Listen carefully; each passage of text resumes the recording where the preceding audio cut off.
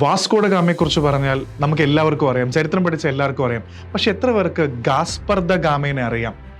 ഒരുവിധം ആൾക്കാർക്കൊന്നും ഇയാളെക്കുറിച്ച് അറിയാൻ ചാൻസ് ഇല്ല. ഇദ്ദേഹം വാസ്കോ ഡ ഗാമയുടെ ബന്ധുവോ മകനോ ഒന്നുമല്ല. ആ കാലഘട്ടത്തിൽ പോർച്ചുഗീസ് നേവിയെ വാസ്കോ ഡ ഗാമയെ ചതിക്കാൻ വന്ന ചാരനായിരുന്നു, സ്പൈ ആയിരുന്നു. വാസ്കോ ഡ ഗാമ ഇന്ത്യയിൽ വരുന്നതിന് വളരെയധികം വർഷം മുന്നേ 1498 മുന്നേ തന്നെ ഗാസ്പർ ദ ഗാമ ഇന്ത്യയിൽ എത്തിയിട്ടുണ്ട്. അദ്ദേഹത്തിൻ്റെ പേര് അന്ന് ഗാസ്പർ ദ ഗാമയല്ല, അത് വാസ്കോ ഡ ഗാമ പിന്നീട് കൊടുത്ത പേരാണ്. പല പേരുകളിലാണ് ഇദ്ദേഹം അറിയപ്പെട്ടിരുന്നത്. അറബികൾ ഇദ്ദേഹത്തിനെ മെഹമെറ്റ് എന്ന് വിളിച്ചിരുന്നു. ഇദ്ദേഹം ഒരു ജൂതനായിരുന്നു. അന്ന് അലക്സാൻഡ്രിയയിൽ അടിമക്കച്ചവടം നടക്കുന്ന കാലഘട്ടത്തിൽ ഇദ്ദേഹത്തിനെ ഒരു അടിമയായി, സ്ലേവായിട്ട് ഇന്ത്യയിൽ വിറ്റതാണ്. പിന്നീട് ഗോവയിലെ സുൽത്താനായിരുന്ന സുൽത്താൻ ഓഫ് ബിജാപ്പൂരുടെ കീഴിലാണ് ഇദ്ദേഹം ജോലി എടുത്തിരുന്നത്. പതുക്കെ ചില റെക്കോർഡ്സ് പറയുന്നുണ്ട് ഇദ്ദേഹം പിന്നീട് അവിടുത്തെ ബിജാപ്പൂർ സുൽത്താൻ്റെ നേവിയുടെ ക്യാപ്റ്റൻ വരെയായി മാറിയെന്നുള്ളത്. പിന്നീടാണ് വാസ്കോ ഡ ഗാമയായിട്ടുള്ള എൻകൗണ്ടർ വരുന്നത്.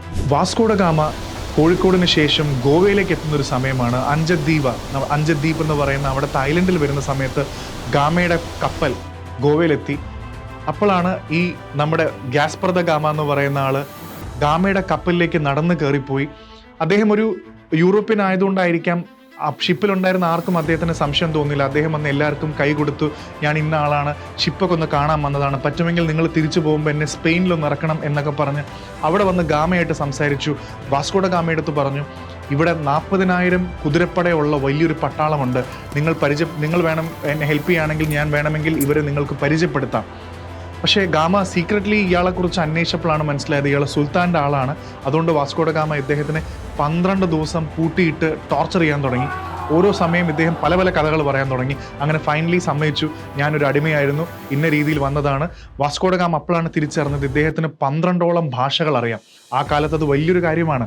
അതും Hebrew, Italian, Venetian, Spanish, Portuguese, Indian languages, local languages വരെ അറിയുന്ന ഒരാളാണ്. അതുകൊണ്ട് വാസ്കോ ഡ ഗാമ ഇയാളെ കൊന്നില്ല.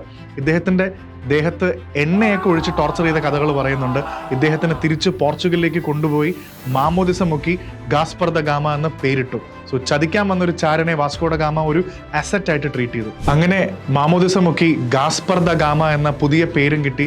പിന്നീട് വാസ്കോ ഡ ഗാമയെ ഏറ്റവും കൂടുതൽ സഹായിച്ച ഒരാളായിരുന്നു. അന്ന് ചതിക്കാൻ വന്ന ഒരാൾ പിന്നീട് ഏറ്റവും വലിയൊരു സപ്പോർട്ടായി മാറി. ഇദ്ദേഹം വാസ്കോ ഡ ഗാമയുടെ പല ഇൻവേഷൻസിലും ഇന്ത്യയിൽ കൂടെ നിന്നു. അതേപോലെ പെഡ്രോ കാബ്രാൽ, ഫ്രാൻസിസ് ഡി അൽമേഡ എന്ന് പറയുന്ന എല്ലാവരുടെ കൂടെ ഇദ്ദേഹം കൂടെ ഉണ്ടായിരുന്നു. കാരണം ഇദ്ദേഹത്തിന് കൃത്യമായി ഇന്ത്യക്കാരുടെ സ്ട്രാറ്റജി, പ്രത്യേകിച്ച് ഗോവയിലെ രാജാക്കന്മാരുടെ സ്ട്രാറ്റജി, ഇവിടുത്തെ ലോക്കൽ ഭാഷ എങ്ങനെ ജയിക്കണം എന്നുള്ള എല്ലാ തന്ത്രങ്ങളും പിന്നീട് വാസ്കോ ഡ ഗാമയ്ക്ക് പറഞ്ഞു കൊടുത്ത ആളാണ് ഗാസ്പർ ദ ഗാമ.